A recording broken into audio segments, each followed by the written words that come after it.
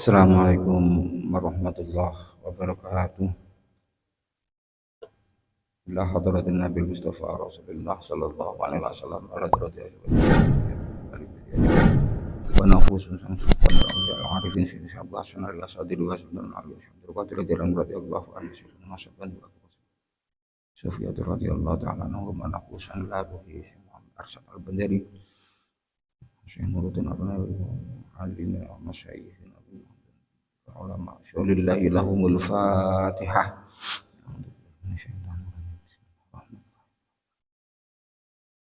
Iya kan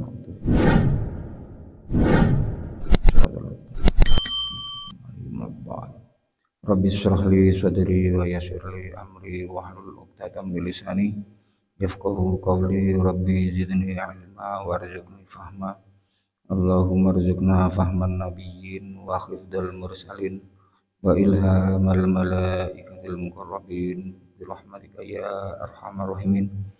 Qala mu'allif rahimakumullah wa nafa'na bihi wa bi ulumihi fid dharain amin ya rabbal alamin. Bapak Ibu jamaah sholat subuh Masjid Hidayatul Mustaqim, untuk kegiatan kuliah subuh mungkin nanti kita akhiri di hari Jumat. Untuk pagi ini kita membahas yaitu tentang iktikaf. Di Kitabul Iktikaf halaman 163.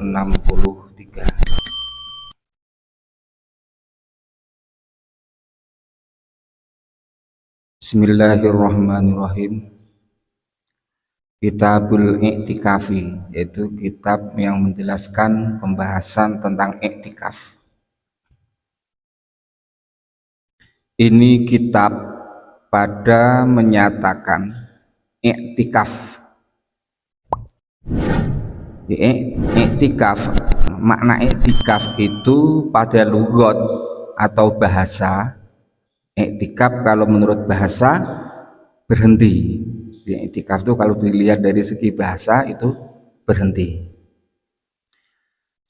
dan menahani diri. Jadi berhenti dan menahani diri. Dan mulazim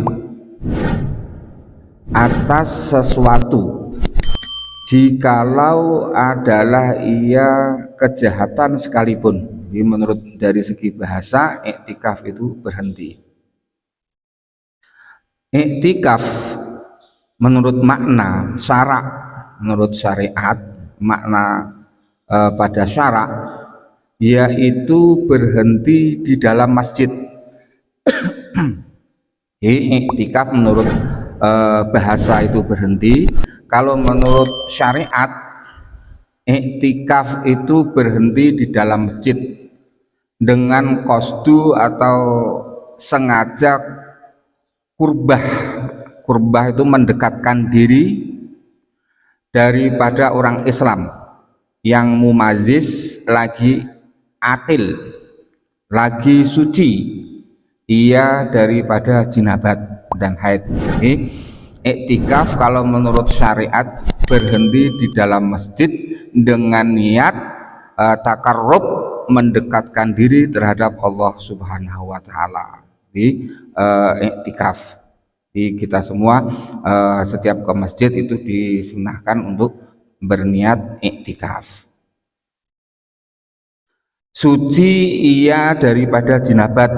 Jadi orang yang iktikaf harus suci dari jinabat dan haid bagi perempuan dan nifas juga bagi perempuan, baik laki-laki maupun perempuan harus suci dari jinabat. Lagi tiada ia mabuk, waktu iktikaf di masjid tidak dalam keadaan mabuk. Lagi menahani, tiada ia mabuk, lagi menahani ia akan dirinya daripada keinginan farji, keinginan syahwat, serta ingat dan tahu akan haramnya tentang keinginan syahwat tersebut. Iktikaf itu sunnah muakkadah. Jadi hukum iktikaf di dalam masjid adalah sunnah muakkadah.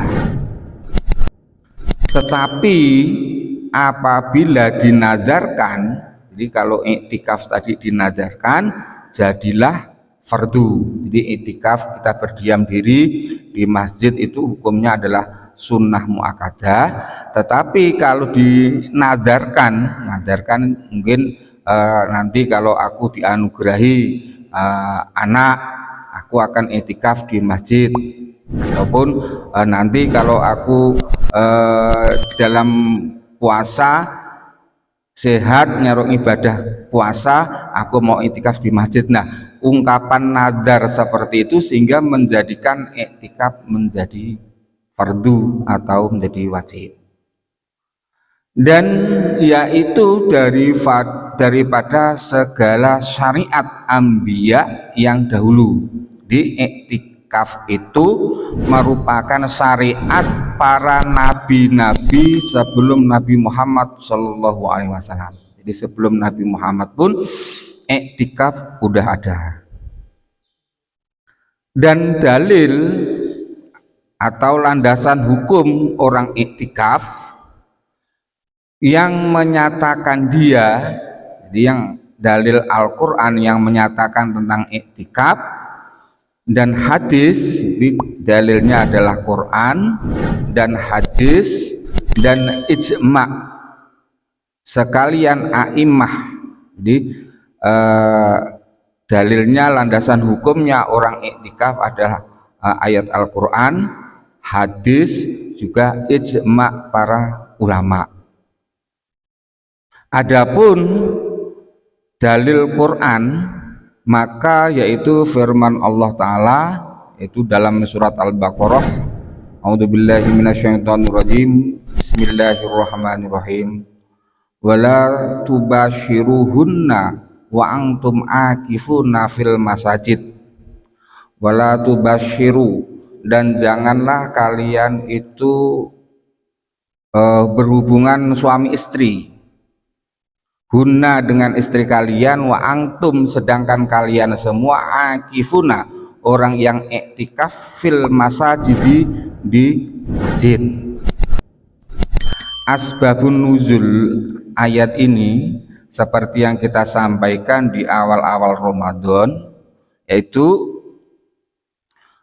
khusus orang yang iktikaf. Jadi waktu itu ada sebagian sahabat iktikaf.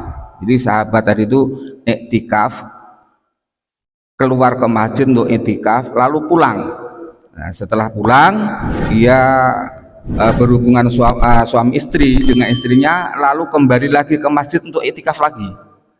Sehingga ayat tadi itu turun, wala tubashiruhunna wa antum akifuna fil masajid. Asbabun nuzulnya seperti itu. Yakni janganlah kamu jima dengan istri kamu, yakni janganlah kamu jima dengan istri kamu padahal dalam keadaan kamu iktikaf di dalam masjid. Jadi janganlah kalian kalau iktikaf di dalam masjid jangan berhubungan suami istri. Jadi untuk iktikaf ya tetap iktikaf. Jadi andaikan dalam bulan puasa, karena ayat ini ada kaitan dengan di bab puasa, andaikan di malamnya di bulan puasa berhubungan dengan suami istri, tentunya mandi jinabat dahulu. Dan adapun hadis yang menjelaskan tentang iktikaf, yakni bahwasannya Nabi Muhammad Shallallahu Alaihi Wasallam, jadi bahwasanya Rasulullah Shallallahu Alaihi Wasallam iktikaf ia pada 10 yang pertama, daripada bulan Ramadan, kemudian maka 10 yang pertengahan, jadi 10 yang pertama dia di bulan Ramadan Rasulullah iktikaf, pertengahan 10 yang kedua beliau juga iktikaf. Kemudian maka 10 yang akhir dari bulan Ramadan beliau pun iktikaf. Dan senantiasa salah ia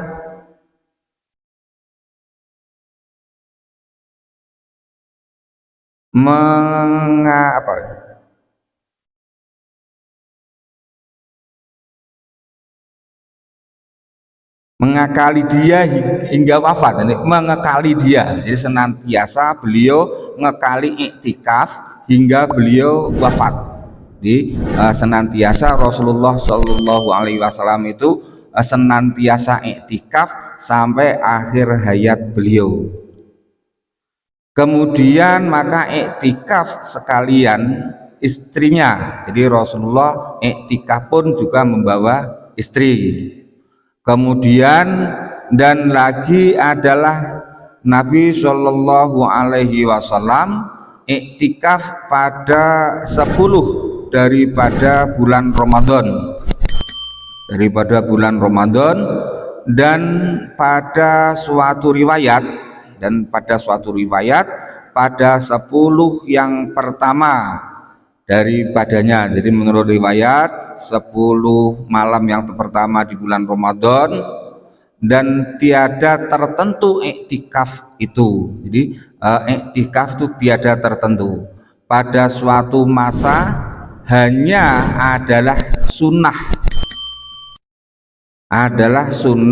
pada tiap-tiap waktu di dalam bulan Ramadan dan lainnya. Jadi iktikaf itu baik di bulan Ramadan ataupun di lain bulan Ramadan, iktikaf adalah sunnah. Tetapi iktikaf di dalam 10 yang akhir daripada bulan Ramadan terafdol atau paling afdol. Jadi iktikaf di masjid di 10 hari terakhir, 10 malam terakhir di bulan Ramadan adalah yang paling utama daripada lainnya, karena Nabi Muhammad Shallallahu Alaihi Wasallam adalah senantiasa mengekali atas iktikaf di dalam masa itu hingga sampai kepada wafatnya. Jadi Rasulullah selalu iktikaf sampai beliau meninggal. Kata sebagian ulama, hikmah yang demikian itu karena menuntut atau mencari mengharapkan Lailatul Qadar, karena mengharapkan Lailatul Qadar di iktikaf di 10 malam terakhir di bulan Ramadan, yang tertentu keadaannya di dalam 10 malam yang akhir daripada bulan Ramadan. Jadi menurut sebagian riwayat bahwa Lailatul Qadar itu 10 malam yang terakhir daripada bulan Ramadan dengan tanggal yang ganjil.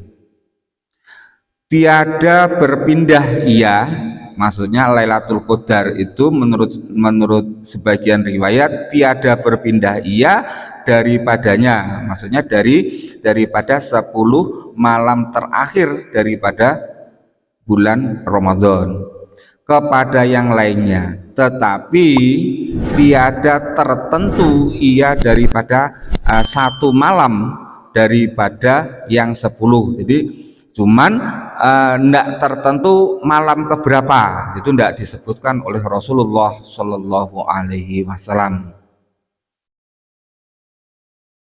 Daripada yang 10 malam itu hanya adalah ia berpindah-pindah daripada 1 malam kepada malam yang lainnya, dan yang terlebih diharap daripadanya yaitu malam yang gasal atau malam yang ganjil.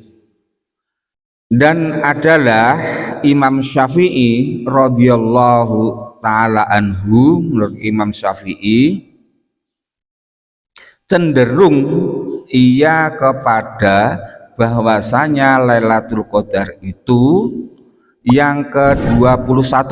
Jadi kalau menurut Imam Syafi'i cenderung berpendapat bahwa malam Lailatul Qadar itu malam yang ke-21 atau yang ke-23. Jadi menurut Imam Syafi'i cenderung malam Lailatul Qadar itu antara tanggal 21 atau tanggal 23. Nah, alasan Imam Syafi'i karena bahwasanya Nabi Shallallahu Alaihi Wasallam, jadi Nabi Muhammad diperlihatkan Allah Ta'ala, jadi Nabi itu diperlihatkan oleh Allah Subhanahu Wa Ta'ala akan dia Lailatul Qadar, di malam Lailatul Qadar pada malam yang gasal, malam yang ganjil di dalam 10 yang akhir. Jadi menurut Imam Syafi'i bahwa Rasulullah Shallallahu Alaihi Wasallam itu pernah diperlihatkan di malam yang ganjil di 10 malam terakhir daripada bulan Ramadan.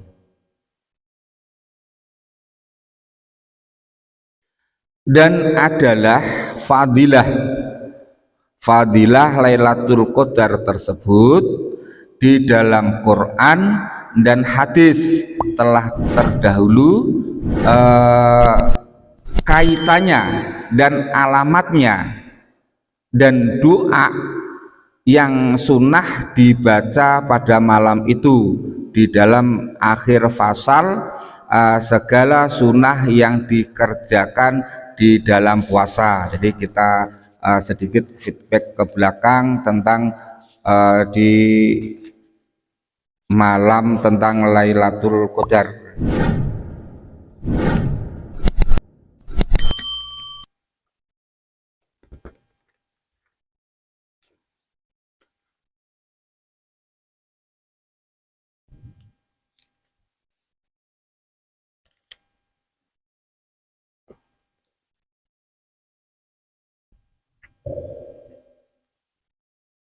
Jadi dalam pembahasan di malam Lailatul Qadar di Sabilal Muhtadin bisa disimak di halaman 150 dan 151.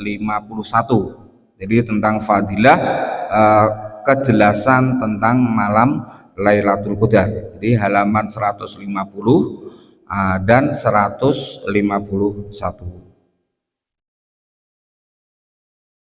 Oke, aku bacakan sunnah di tengah-tengah itu kan, di halaman 150. Bacakan sebentar sedikit. Sunnah pada bulan Ramadan melebihi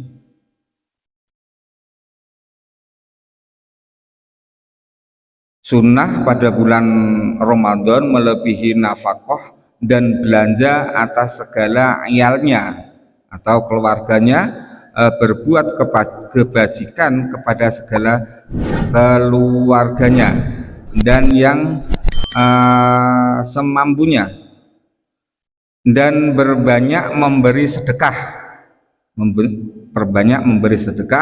dan menambahi murah karena tersebut di dalam hadis yang diriwayatkan oleh Imam Bukhari dan Imam Muslim. Dimulai dari sini yaitu pembahasan tentang Lailatul Qadar. Lebih tepatnya yaitu di halaman 151. Ya, dan sunnah baris 1 2 3 4 5 6, baris 6 ke 7. Dan sunnah, ya, di akhirnya, dan sunnah menghidup malam Lailatul Qadar, dan sunnah menghidup malam Lailatul Qadar dan harinya dengan berbuat ibadah serta dengan ikhlas dan yakin dan ijtihad di dalamnya, dan ijtihad di dalamnya pada berbuat amal karena firman Allah Subhanahu wa taala, Lailatul Qadri khairum min alfi syahrin. Artinya berbuat amal di dalam malam Lailatul Qadar terlebih pahalanya daripada berbuat amal di dalam 1000 bulan yang tiada dalamnya Lailatul Qadar. Dan lagi sabda Nabi Shallallahu Alaihi Wasallam, man qoma Lailatul Qadri imanan wahtisaban ghufira lahu ma taqaddama min dzambihi. Jadi sabda Rasulullah Shallallahu Alaihi Wasallam, man qoma, sopa yang beribadah atau yang sholat Lailatul Qadri di malam Lailatul Qadar imanan karena iman, wahtisaban dan mengharap ridho Allah, ghufira maka diampuni lahu terhadap orang dosanya taqaddama yang telah lewat min dzambihi dari dosa-dosanya. yakni barang siapa mengerjakan amal pada malam Lailatul Qadar karena percaya akan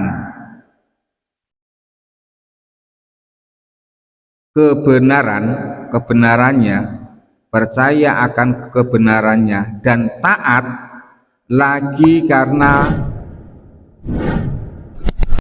menuntut keridhaan Allah Subhanahu wa taala, dan pahalanya tiada karena riya, dan seumpamanya niscaya diampuni Allah taala baginya barang yang telah terdahulu daripada dosanya. Jadi yang ibadah sholat di malam Lailatul Qadar, yaitu dosa yang telah lewat diampuni oleh Allah Subhanahu wa taala. Dan sunnah pada malam Lailatul Qadar banyak-banyak membaca Allahumma innaka afuwun karim tuhibbul afwa fa'fu anni. Disunahkan untuk memperbanyak doa Allahumma innaka afuwun karim tuhibbul afwa fa'fu anni, yakni hai Tuhanku, Engkau jua yang mengampuni dosa, lagi Engkau jua yang mengasihi akan ampunan, maka ampuni olehmu dosaku.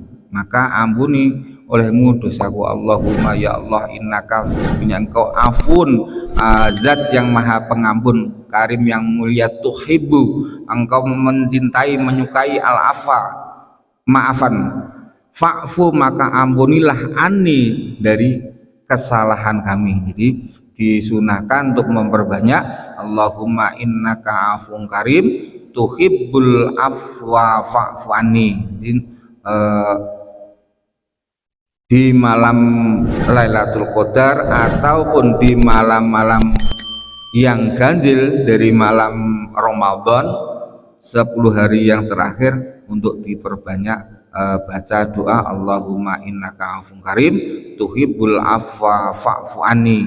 Allahumma innaka afuwun karim tuhibbul afwa fa'fu anni, karena adanya berlandaskan hadis Rasulullah Shallallahu Alaihi Wasallam. Kita kembali ke pembahasan iktikaf ini.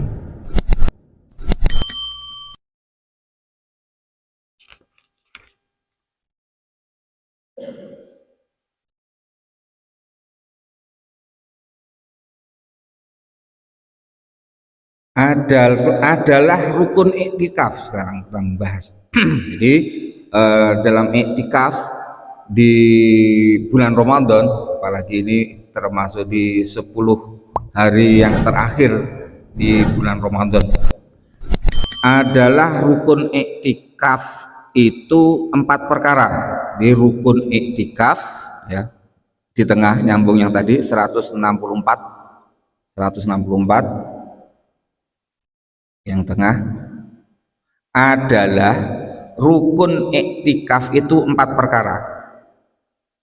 Pertama, muktakif, artinya mengerjakan iktikaf. Kedua, muktakif fih, artinya tempat iktikaf. Ketiga, lubsu, artinya berhenti. Keempat, niat. Maka tiap-tiap satu daripada segala rukun yang 4 itu, maka tiap-tiap satu daripada segala rukun yang 4 itu berkehendak kepada syarat. Jadi 4 rukun tadi harus disertai dengan syarat iktikaf. Nah, sekarang syaratnya iktikaf. Jadi rukun iktikaf tadi muktakif atau orang yang iktikaf, tempat iktikaf, berhenti, iktikafnya itu berhenti, dan niat. Keempat tadi harus disertai dengan syarat. Sekarang syarat iktikaf. Adapun syarat iktikaf, syarat orang yang iktikaf itu 4 perkara juga. Jadi rukun iktikaf 4, syarat iktikaf pun 4. Syarat pertama hendaklah ada ia Islam. Jadi syarat iktikaf itu yang pertama harus Islam. Tiada sah iktikaf daripada kafir. Jadi tidak sah iktikafnya orang kafir, karena setengah daripada rukun iktikaf itu niat. Setengah daripada rukun iktikaf itu niat. Dan kafir itu tiada ia daripada ahli niat. Sedangkan orang kafir itu tidak ada termasuk yang ahli niat. Syarat iktikaf yang